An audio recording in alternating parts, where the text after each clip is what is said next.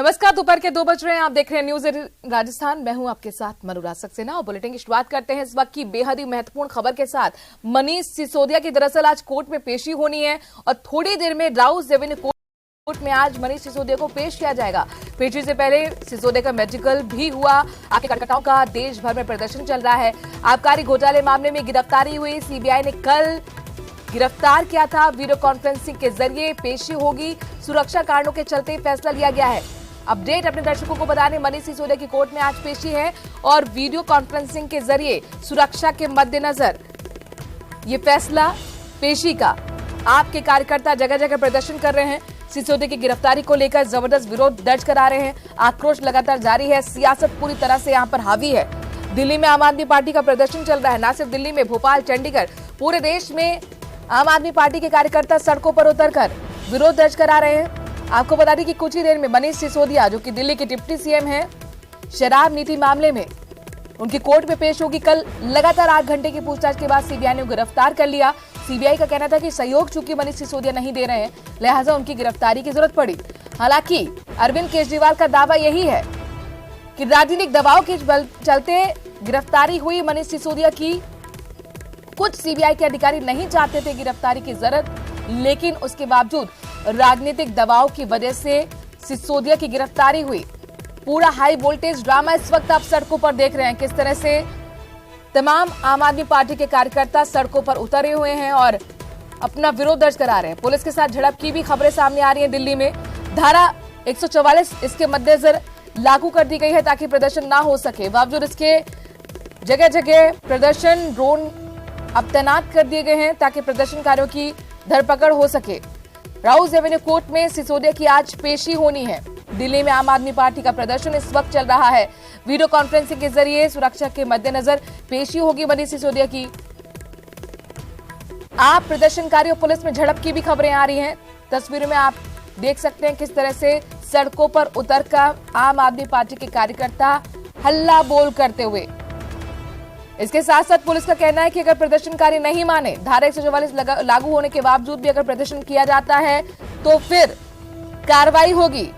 कई प्रदर्शनकारियों को हिरासत में भी लिया गया है। अब से कुछ ही देर बाद मनीष सिसोदिया की राउस रेवेन्यू कोर्ट में पेशी होगी। वीडियो कॉन्फ्रेंसिंग के जरिए उनका मेडिकल टेस्ट हो चुका है। वहीं इस बीच खबर ये कि आम आदमी पार्टी और पुलिस के बीच जोरदार सड़क पर झड़प हुई है। धारा 144 लागू कर दी गई है। पुलिस फोर्स की तैनाती कर दी गई है। प्रदर्शन की इजाजत नहीं है। बावजूद इसके आपके कार्यकर्ता डटे हुए हैं सड़कों पर और ऐसे में पुलिस की साफ तौर पर चेतावनी कि अगर प्रदर्शन होता है, प्रदर्शनकारी नहीं मानते हैं तो बल प्रयोग किया जाएगा। ये खुली चेतावनी पुलिस की तरफ से दे दी गई है आपके प्रदर्शनकारियों को। इस बीच खबर यह भी है कि कई प्रदर्शनकारियों को हिरासत में भी लिया गया है। देख सकते हैं आप किस तरह से सड़कों पर हल्ला बोल तमाम आपके बड़े नेता भी सड़कों पर उतरे हुए हैं। उनको हिरासत में ले जाते हुए आप देख रहे हैं किस तरह से पुलिस और आपके कार्यकर्ताओं के बीच झड़प। सिसोदिया के पेशी पर, गिरफ्तारी पर जबरदस्त सियासी बवाल मचा हुआ है। देश भर में आम आदमी पार्टी के कार्यकर्ता इस वक्त सड़कों पर उतरकर अपना विरोध दर्ज करा रहे हैं। दिल्ली को इस वक्त पूरी तरह से छावनी में तब्दील कर दिया गया है। जगह जगह पुलिस फोर्स की तैनाती। आपके कार्यकर्ता हटने को तैयार नहीं है। धारा 144 लागू कर दी गई है। बावजूद इसके प्रदर्शन की इजाजत नहीं होने के बावजूद सड़कों पर डटे हुए हैं आपके कार्यकर्ता। लिहाजा पुलिस ने साफ तौर पर कह दिया है कि अगर नहीं मानेंगे आपके कार्यकर्ता, आपके प्रदर्शनकारी, तो फिर बल प्रयोग किया जाएगा। आप देखिए किस तरह से धरने पर बैठे हुए हैं सड़कों पर, जाम लगाकर ये कार्यकर्ता, और यहां पर पुलिस उन्हें उठाने की कोशिश करती हुई। इस बीच खबर यह भी कि झड़प हुई है। बीजेपी कार्यालय के बाहर भी ये तमाम आपके कार्यकर्ता डटे हुए हैं। राउस रेवेन्यू कोर्ट के बाहर भी डटे हुए हैं कार्यकर्ता। धारा 144 लागू कर दी गई है।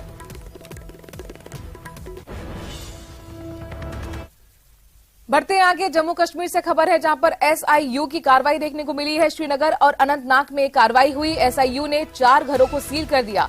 टीआरएफ आर्म्स रिकवरी मामले में यह एक्शन हुआ है। आपको बता दें कि कश्मीर घाटी में श्रीनगर में पुलिस के विशेष जांच दल एसआईयू ने 4 घरों को अटैच किया है। आरोप है कि इन घरों में कई दिनों से आतंकवादियों को शरण दी गई।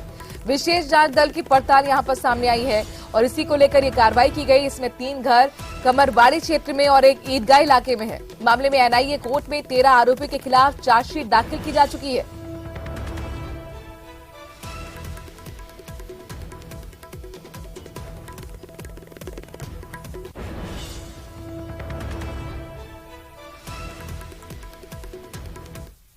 वहीं पाकिस्तान के कराची में आज कश्मीर के आतंकी संगठन अल बद्र के कमांडर सैयद खालिद रजा मारा गया। अज्ञात हमलावरों ने उस पर गोलियां चला दी। बताया जा रहा है कि खालिद मौत से पहले तक कश्मीर में सक्रिय आतंकियों से जुड़ा हुआ था। हमलावरों ने खालिद रजा के घर के बाहर ही उसे गोली मार दी, जिससे उसकी मौत हो गई। खालिद रजा कश्मीर आतंकी कमांडर रह चुका है। इसके बाद वो कराची चला गया। यहां वो फेडरेशन ऑफ प्राइवेट स्कूल का वाइस चेयरमैन बना। एक हफ्ते में मारा जाने वाला ये दूसरा बड़ा आतंकी है। पिछले हफ्ते हिजबुल मुजाहिदीन का टॉप कमांडर बशीर अहमद पीर भी मारा गया था।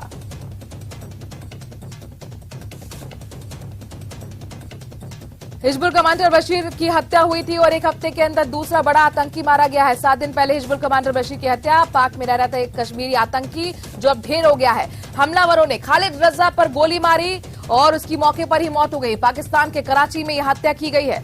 अज्ञात बंदूकधारियों ने यह हत्या की है।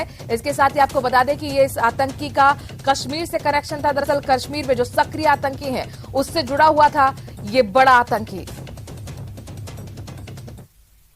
वहीं पुलवामा टारगेट किलिंग में मारे गए कश्मीरी पंडित संजय शर्मा का आज अंतिम संस्कार किया गया। उनके अंतिम संस्कार में पुलिस के बड़े अधिकारियों समेत कई नेता शामिल हुए। उन्हें रविवार को आतंकवादियों ने उस समय गोली मारी थी जब वो स्थानीय बाजार में अपनी पत्नी के साथ जा रहे थे। बता दें कि बालाकोट स्ट्राइक की साल वर्षगांठ पर आतंकियों ने एक बार फिर से कश्मीर में टारगेट किलिंग को अंजाम दिया था। दक्षिण कश्मीर के पुलवामा जिले में आतंकियों ने बैंक सुरक्षाकर्मी संजय शर्मा की गोली मारकर हत्या कर दी थी। इस घटना के बाद दहशत का माहौल पूरे जम्मू में था। हालांकि पुलिस अधिकारियों का कहना है कि इस टारगेट किलिंग को अंजाम देने वाले आतंकी को जल्दी मार गिराया जाएगा।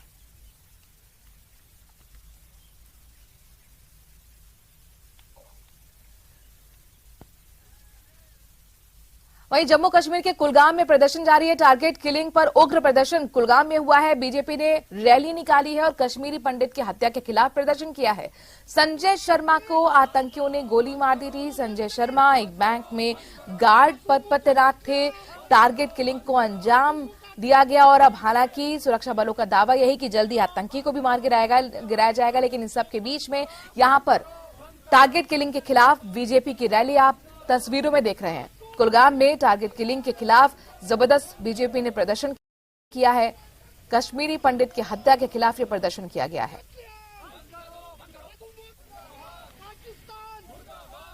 पुलवामा के अंदर एक नोसेंट किलिंग हमारे संजय साहब की हुई है। जिस तरीके से कायराना हरकत पाकिस्तान स्पॉन्सर टेररिस्टों ने किया है, तो आज हमने कुलगाम के अंदर भारतीय जनता पार्टी ने पीसफुल प्रोटेस्ट रखा यहाँ पे।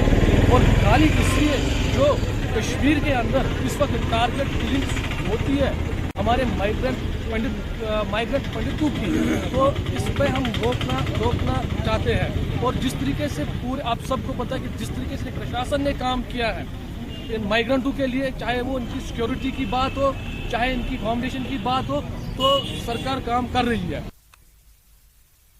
उधर कश्मीर में टारगेट किलिंग के खिलाफ बीजेपी महिला मोर्चा ने भी धरना प्रदर्शन किया। पाकिस्तान के खिलाफ नारे लगाते हुए बीजेपी महिला मोर्चा की कार्यकर्ताओं ने कश्मीर में अल्पसंख्यकों के खिलाफ पर्याप्त सुरक्षा की मांग की है।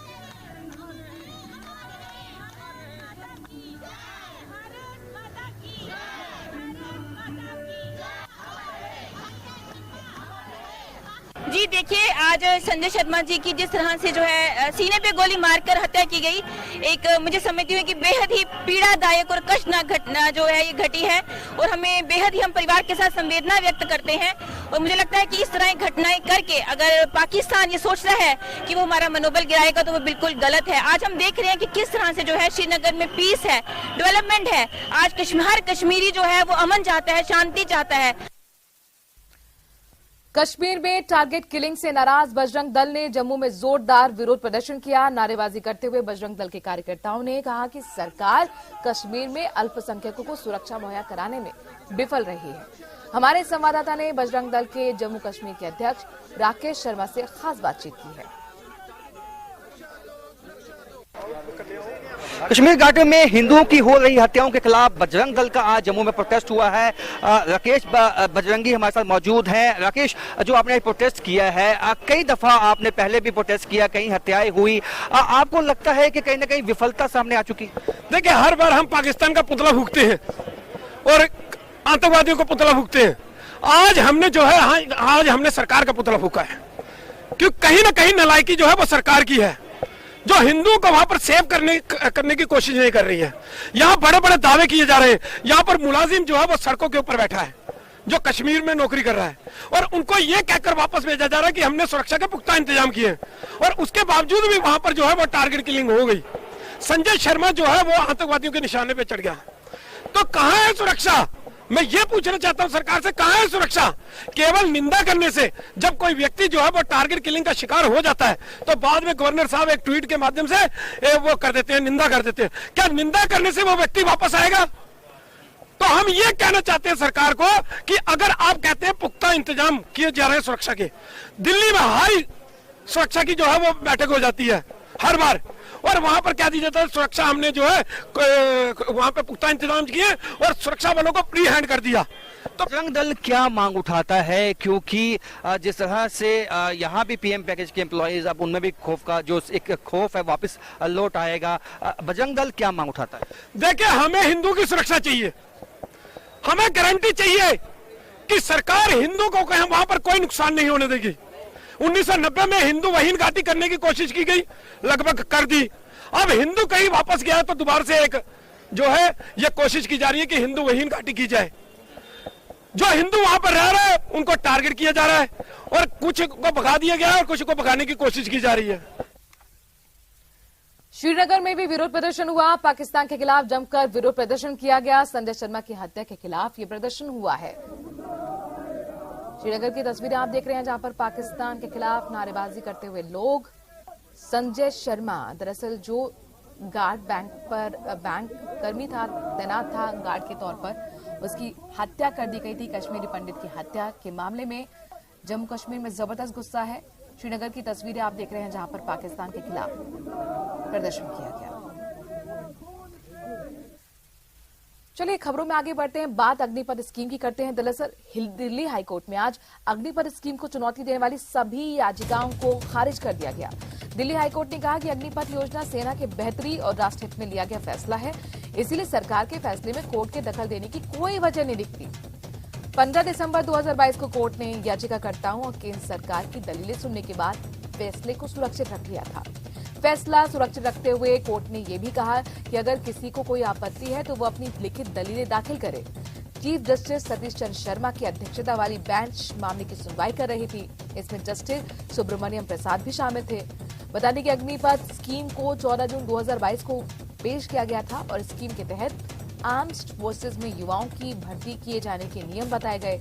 इन नियमों के मुताबिक 17.5 साल से लेकर 21 साल तक के उम्र के युवा अप्लाई कर सकते और 4 साल के लिए भर्ती वो किए जाएंगे। सरकार ने ये कदम तनख्वाह और पेंशन को बजट कम करने के लिए उठाया था। अग्निपथ योजना की वैधता को चुनौती देने वाली तमाम याचिकाओं को आज दिल्ली हाईकोर्ट ने खारिज कर दिया। हालांकि इस पूरे मामले में दिल्ली हाईकोर्ट के फैसले से केंद्र सरकार को बड़ी राहत हाथ लगी है। दिल्ली हाईकोर्ट ने केंद्र सरकार की अग्निपथ योजना को आज हरी झंडी दे दी है। हालांकि केंद्र सरकार ने इस पूरे मामले में दिल्ली हाईकोर्ट में दलील देते हुए ये कहा था कि अग्निपथ योजना सेना के लिए एक बेहतर विकल्प है। बहरहाल दिल्ली हाईकोर्ट ने अपना फैसला सुनाते हुए ये कहा कि चूंकि केंद्र सरकार के द्वारा ये अग्निपथ योजना सेना को और मजबूत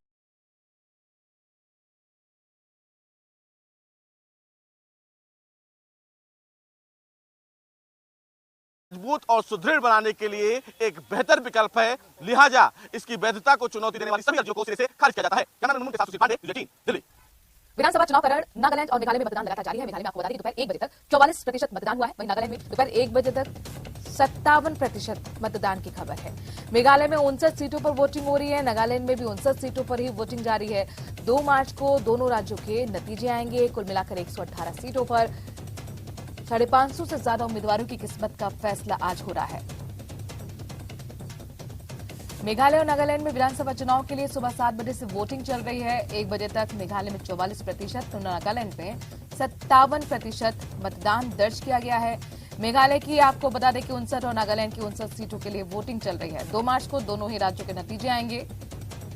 इसके साथ साथ बीजेपी के लिए ये बड़ा चैलेंज माना जा रहा है। नॉर्थ ईस्ट के ये दोनों राज्य जहां लगातार बीजेपी की कोशिश सत्ता में पहुंचने की।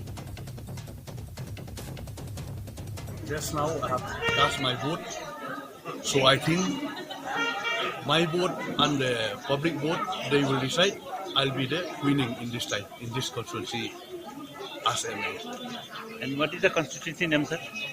This is 18 West Shillong, and my polling station is Lama Villa Community Hall. Jharkhand में जमशेदपुर के कदमा बाजार में भीषण आग लग गई। इस हादसे में 15 से 20 दुकानें जलकर राख हो गईं। घटना सुबह 4 बजे की बताई जा रही है और इस हादसे में अब तक किसी के हताहत होने की खबर नहीं है, लेकिन कई दुकानदारों का भारी नुकसान जरूर हुआ। आग कैसे लगी इसका भी अब तक पता नहीं चल सका है। अभी भी दमकल कर्मचारी मौके पर मौजूद हैं, दुकान की हालात का जायजा ले रहे हैं। अधिकारी ये भी जांच करने की कहीं कोई आग दबी न रह जाए, जिससे एक बार फिर इलाके में आग भड़क पड़े। हम तो घर में थे, 7:45 बजे मेरे को फोन आया कि आपका दुकान में आग लग गया है। यहाँ पे आए तो सब सारा कोई बोल रहा है कुछ ब्लास्ट हुआ पीछे में। ब्लास्ट होने के बाद आग लगा। कुछ तत्व लोग उधर पीछे खाना बनाते हैं, गैस चूल्हा पड़ा हुआ है। किस रीजन से आग लगा पता नहीं। हम लोग तो यहाँ पे सारा कोई मेन स्विच रात को गिरा के जाते हैं। शॉर्ट सर्किट सवाल ही नहीं है। मुझे लगता है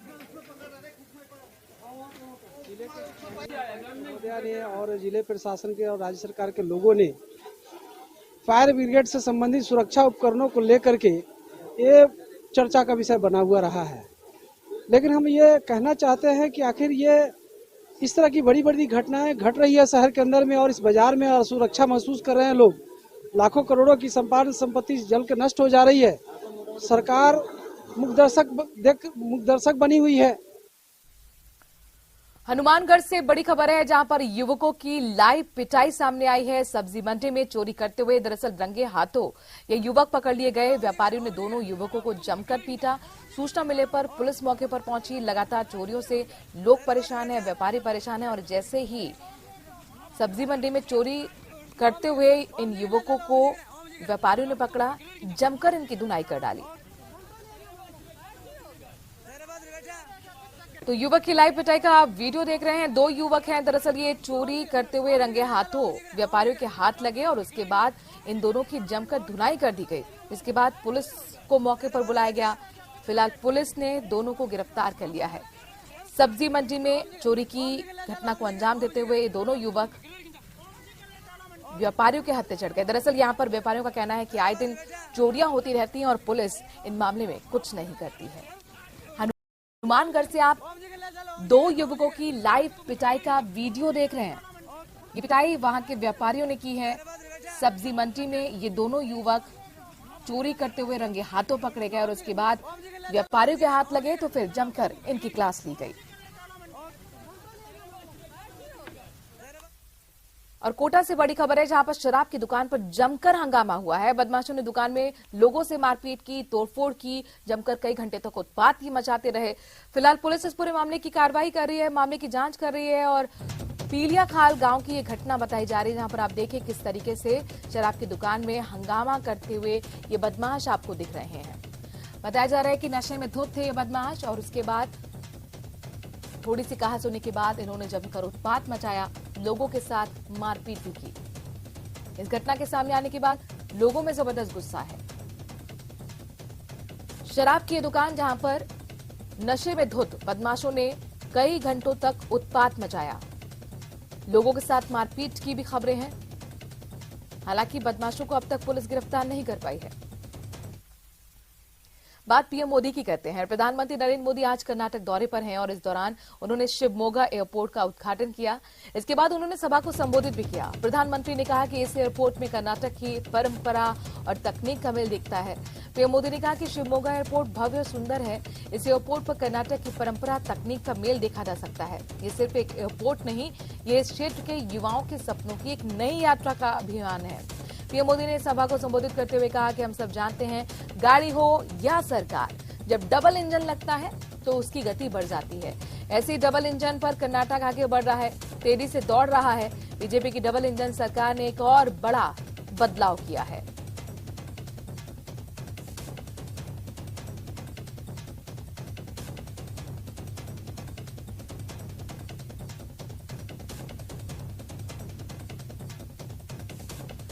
आपको बता दें कि कर्नाटक में चुनाव है और इससे पहले ये बड़ी सौगात प्रधानमंत्री नरेंद्र मोदी ने दी है। श्री मोगा को एयरपोर्ट के रूप में आज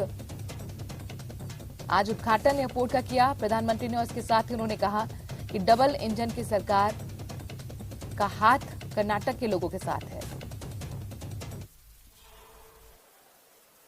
शिवमोगा को